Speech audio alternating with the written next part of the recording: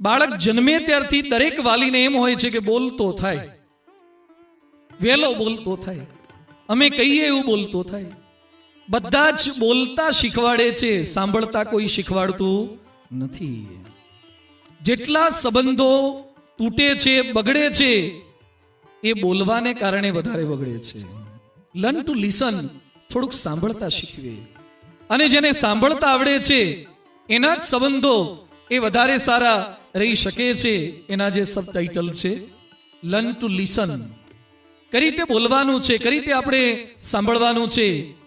એક, કાનથી સાંભળીએ, માનથી સાંભળીએ, મનથી સાંભળીએ, હૃદયથી સાંભળીએ, પ્રશંસા સાંભળીએ, ટીકા પણ સાંભળીએ, વાંક હોઈએ તો પણ સાંભળીએ અને વાંક વગર પણ સાંભળીએ.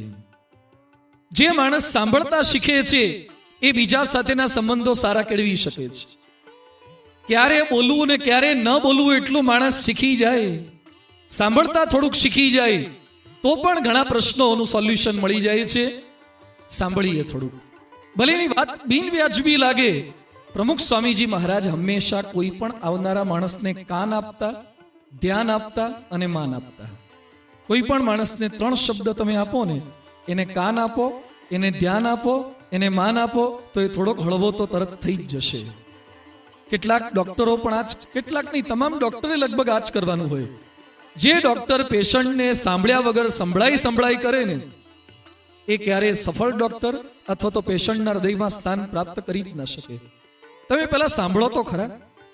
અમારા સંતો ગરડા બાજુ ગયા હતા. ગરડામાં આપણું મંદિર છે બોટાદ પાસે, ગરડા. એમાં એક ડોક્ટરના ઘરે સંતો પધરામણી ગયા, કોઈ કાર્યક્રમ આવતો હશે, આમંત્રણ આપવા માટે. ત્યાં ડોક્ટર બહાર આવ્યા, સીધું ઇન્જેક્શન લઈને જ બહાર આવ્યા. સંતોન કે સુઈ જાઓ. પણ શું સુઈ જાઓ? એ કે ના કે અત્યારે વાયરલ ચાલે છે, અત્યારે બહુ ચેપી રોગ છે, સુઈ જ જાઓ. એટલે પણ સાહેબ, અમે તો પાટોત્સવનું આમંત્રણ કાર્ડ લઈને આવ્યા છીએ, શું સુઈ જાઓ તમે? સાંભળો તો ખરા. કદાચ આપણને હાસ્યાસ્પદ લાગશે, પણ ક્યાંક કેટલાક આપણા ડિસિઝન સામેવાળાને સાંભળ્યા વગરના હોઈ શકે છે. એક યુવકે મને પ્રસંગ કીધો, એને 10 નંબર હતા ચશ્માના. એટલે મેં એને પૂછ્યું, તારા આટલા થમ્સઅપની બાટલી જેવા તળિયા જેવા ચશ્મા આવી ગયા સીધા? એ કે સ્વામી, મેં ઘરે બહુ કીધું કે મને દેખાતું નથી, ચશ્મા કરી દો.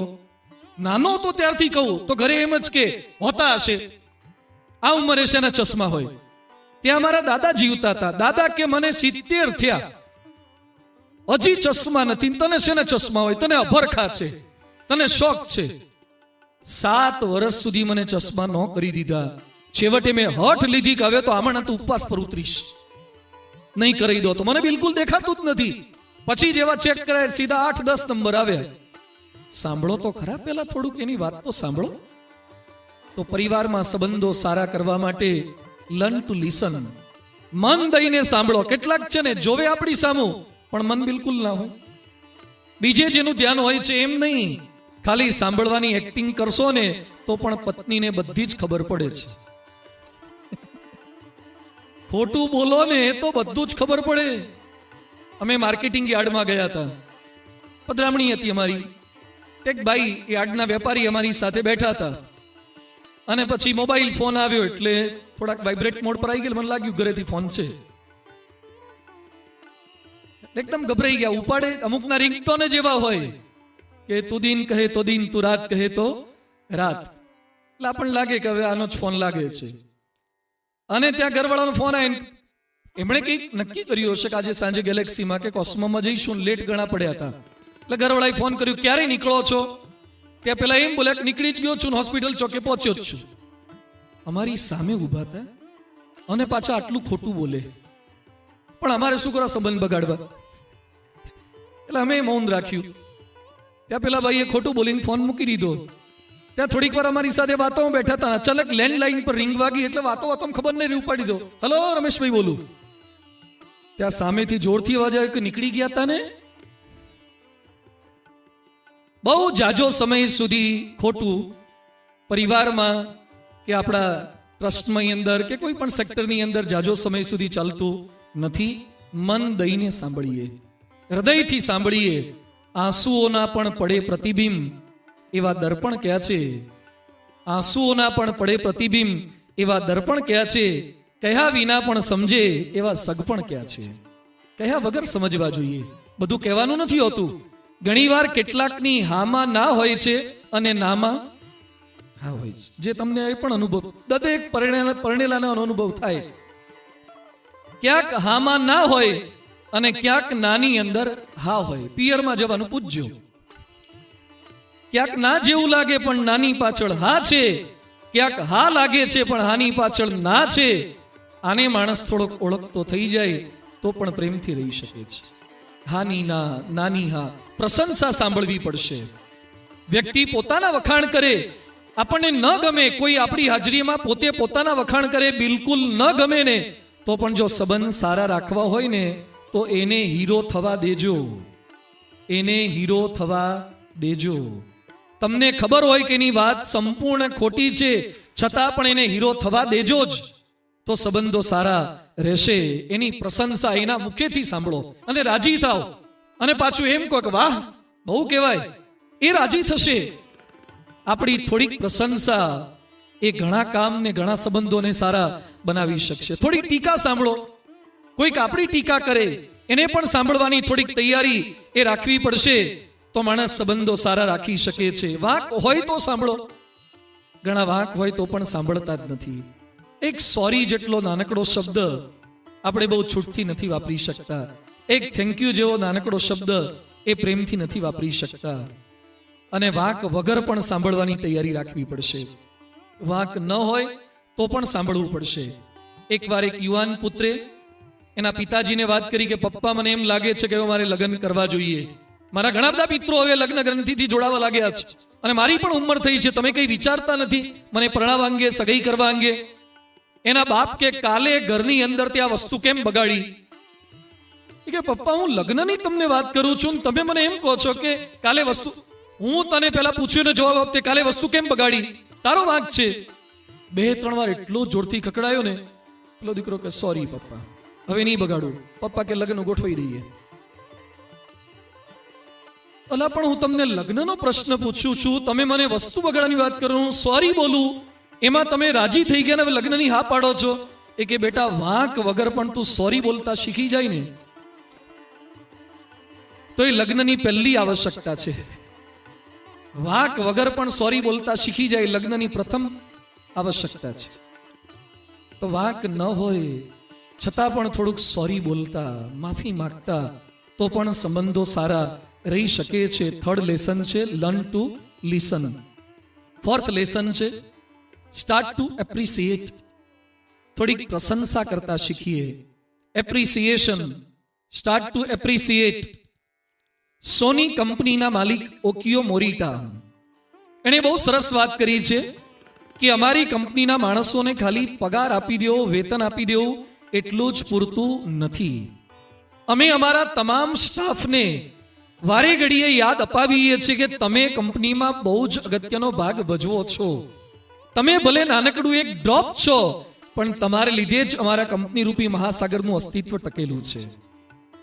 માણસોને ખાલી પગાર જ પૂરતો નથી હોતો, એને સારા શબ્દોની પણ જરૂરિયાત છે.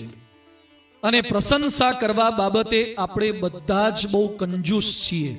બહુ જાણી જોઈને કંજૂસ શબ્દ વાપરું છું. હજુ એક આગળ શબ્દ વાપરું, આપણે બધા મક્ખી ચૂસ છીએ. પ્રશંસા કરવા બાબતે આપણે બધા જ એમ માનીએ છીએ કે બીજાના વખાણ કરવાથી એ મારાથી આગળ નીકળી જશે. તો આપણને ઊંડે ઊંડે કોઈકના વખાણ થાય ત્યારે ઇનસિક્યોરિટી ફીલ થાય છે. હૃદય પર હાથ મૂકીને બોલજો. આપણી હાજરીમાં કોઈકના વખાણ થાય અને આપણે કોઈકના વખાણ કરવાના થાય એટલે ઊંડે ઊંડે બીક લાગે છે. આપણે છૂટથી બીજા માણસમાં તાલી પણ પાડી શકતા નથી. જે તમને ન ગમતા હોય એ સ્ટેજ પર ચડે ત્યારે તાલી પાડી બતાવજો ખેલદિલીથી. કાશ્મીરથી કન્યાકુમારી સુધી હાથ ભેગા કરવામાં જેટલી તકલીફ પડે ને એટલી તકલીફ પડશે. કેટલાક લોકોને તાલી ન પાડવી હોય ને એટલે હાથમાં ફોન મંતરવા લાગશે. એને તાળી નથી પાડવી ને એટલે બીજા રિસોર્સિસ શોધે છે, જેથી કોઈ એને કહી ના જાય કે તાળી કેમ નથી પાડતા. આ બધી સાઈડ ઇફેક્ટ છે ઈગોની, જલસીની. એ બધાની વચ્ચે પ્રશંસા, દિલથી પ્રશંસા કરીએ, કોઈકના કામની પ્રશંસા કરીએ. નાનું કામ આપણા રિસેપ્શનિસ્ટે કર્યું, આપણા સ્ટાફે કર્યું. એને 2 સારા શબ્દો યાદ કરો જે ડ્રાઈવર રાખતા હોય. છેલ્લે ડ્રાઈવરનું નામ કે પરિવાર અંગે પ્રશ્ન આપણે ક્યારે પૂછ્યો હતો? યાદ કરો આપણા સ્ટાફના જેટલા સભ્યો છે, એનો દીકરો કયા ધોરણમાં ભણે છે, એની વાત આપણે ક્યારે એને કરી છે? એની દીકરીના લગ્ન કરી તે કર્યા એની વાત ક્યારે કરી છે? સચિન તેંડુલકરના પિતા સચિનને હંમેશા શીખવતા કે આપણા વોચમેનનો પગાર એને બહાર જઈને તું આપી ન દેતો, દરેક મહિનો પૂરો થાય ત્યારે વોચમેનને ઘરમાં બોલાવજે, સોફા સેટ પર બેસાડજે અને પ્રેમથી એને પગાર આપજે. એને સૌ કર્યા પછી સચિન હંમેશા એના વોચમેનને પગાર આપે ત્યારે એવરી મંથ એના ઘરે બોલાવી એને બધું જે કંઈ બ્રેકફાસ્ટ કરાવ્યા પછી જ પગાર આપે છે. આ સંબંધો આપણે કેમ ન કેળવી શકીએ? આ માનસિકતા કેમ ન કરી શકીએ? પ્રશંસા, કોઈએ સેટ પણ નાનું એવું સારું કર્યું છે એના નામની પ્રશંસા કરો, એના કામની પ્રશંસા કરીએ. કોઈકનું નામ આગળ આવે એમાં રાજી કેમ ન થઈ શકીએ? એકવાર એક દાદા મારી પાસે આવ્યા, વૃદ્ધ. મને કે મારા દીકરાએ મારું નામ કાઢી નાખ્યું. તું ક્યાંથી? દસ્તાવેજમાંથી. મને કે એમાંથી કેમનું નીકળે હાલ? તું ક્યાંથી નામ કાઢી નાખ્યું? મને કે વાસણ પરથી નામ કાઢી નાખ્યું. આ પણ ગુજરાતીઓની એક માનસિકતા છે. બાજુવાળાને થેપલા ને છુંદા બધું મોકલાવે, પણ રકાબી પર ને વાડકી પર નામ લખ્યું હોય. જો ના આવે તો હોધીને લઈ આવે એના ઘેર જઈને, એટલે વાસણ પર નામ લખે. એટલે મેં એના દીકરાને પૂછ્યું, મેં કીધું તારા બાપુજીનું નામ વાસણ પરથી કાઢી નાખ્યું? મને કે ના બાપુજીનું નામ છે. એટલે મેં બંનેને બોલાયા વાસણ સાથે. શું અમારું કોર્ટ છે તમને ખબર પડે? તમને એમ લાગે ને સાધુઓન જલસા છે, અમે લોકોના કેવા પ્રોબ્લેમ સોલ્વ કરવા માટે ટાઈમ આપીએ છીએ. એટલે મેં એને બોલાયા. પછી મેં નામ જોયું તો નામ તો હતું. એટલે મેં પેલા દાદાને કીધું, દાદા તમારું નામ તો છે? મને કે જુઓ તો ખરા ક્યાં છે. એટલે નામ હતું પટેલ રમેશભાઈ ડાયાભાઈ કઈ. તો એ દાદા ડાયાભાઈ હતા. મેં કીધું પાછળ છે. મને કે મને પાછળ ધકેલી દીધો. કીધું ઉંમર કેટલી થઈ? મને કે 74. કીધું હવે કોકને આગળ આવવા દો. કોઈકનું નામ આગળ આવે એમાં રાજી થાવ. દર વખતે આપણું જ નામ, કોઈક આપણા નીચેના માણસોના નામ આપણે આગળ ન કરી શકીએ, એનાથી પણ સંબંધો એ સારા રહેશે. પ્રમુખ સ્વામી મહારાજ નાના નાના સંતોની પ્રશંસા કરે. 81નો સમયો, 85નો સમયો. સ્વામીજી તિથલની જન્મજયંતિમાં બોલે કે અમારા વિવેક સ્વરૂપ સ્વામી નાના છે પણ સરસ સમજે છે, એની પ્રશંસા કરે. દિલ્હી અક્ષરધામના નિર્માણ પછી એ સંતોને હાર તોરા કરે. એટલાન્ટા કે શિકાગોની પ્રતિષ્ઠા પછી મૂર્તિ બનાવનાર વ્યક્તિને એને હાર તોરા કરે. અને પ્રમુખ સ્વામી મહારાજને પેસમેકર મૂક્યું હતું. અમદાવાદમાં પેસમેકર પછીની જે સન્માન સભા થઈ એમાં પેસમેકર મૂકનાર ડોક્ટરનું, ડોક્ટર તેજસભાઈનું, બીજા ડોક્ટરનું સન્માન તો કર્યું, પણ પ્રમુખ સ્વામીજીએ પેસમેકર બનાવનારને પણ બોલાયા, એનું પણ સન્માન ત્યાં કર્યું કે પેસમેકર આણે બનાવ્યું છે, એનું પણ આપણે સન્માન કરીએ. શા માટે ન કરી શકીએ? પ્રશંસા કેમ ન કરી શકીએ? શરીરની પ્રશંસા કરીએ, સ્વભાવની પ્રશંસા કરીએ. રામ હંમેશા રામાયણમાં ભરતની પ્રશંસા જ કરે, ભરત હંમેશા રામના સ્વભાવની પ્રશંસા જ કરે. ખાનગીમાં પણ પ્રશંસા કરો અને જાહેરમાં પણ કરો. કેટલાક છે ને ખાનગીમાં પ્રશંસા કરી દે, ખાલી ખાનગીની પ્રશંસા પૂરતી નહીં થાય એટલે તમારે જાહેરમાં પણ પ્રશંસા કરવી પડશે, નહીં તો ચામાં ખાંડ ઓછી લાગશે. ચાર્લ્સ ડિકન્સની એક વાર્તા છે કે ચામાં ખાંડ ઓછી છે. કેટલાકને તમે વખાણ જો જાહેરમાં નહીં કરો અને પૂરતી માત્રામાં નહીં કરો તો ઓછા લાગશે. એકવાર એક ભાઈ રાજકોટમાં કોઈ મૃત્યુ પામ્યા હોય એટલે આપણે સભા પછી બોલીએ ને કે ફલાણા ભાઈ ગુજરી ગયા છે, આપણે એના માટે પ્રાર્થના કરીએ. પેલા ભાઈ સભા પછી મને મળવા આવ્યા. મને કે હજુ 2-5 વાક્યો એના પર બોલ્યા હોત તો.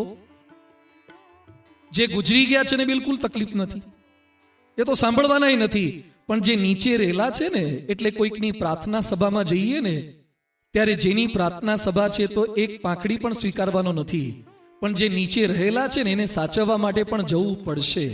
2-5 સારા વાક્યો બોલવા પડશે, દિલથી બોલવાના છે. તો એના માટે જાહેરની અંદર પ્રશંસા એ કરીએ, દિલથી કરીએ. એ મેજિક ટચ છે અને શું કાર્ય કરી શકે છે, અદ્ભુત કાર્ય. એ પ્રશંસાના એ હેતુથી પણ